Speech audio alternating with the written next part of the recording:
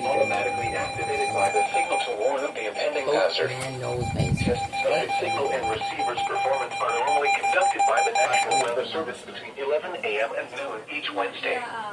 If there is a threat of severe weather, the test will be postponed to the next available good weather day. Reception of this broadcast, and especially the warning alarm tone, will vary at any given location. This variability, normally more noticeable at greater distances from the transmitter, can occur even though you are using a good quality receiver in good working order. The warning alarm tone will be activated for hazardous watches and warnings for the following counties: Champaign, Clark, Delaware, Fairfield, Fayette, Franklin, Greene, Hocking, Knox, Licking, Madison, Marion, Monroe, Muskingum, Cary, Tickleway, and Union.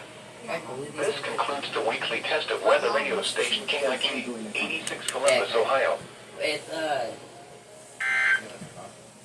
you know, the beehive? Yeah, the beehive and then, 11 a.m. if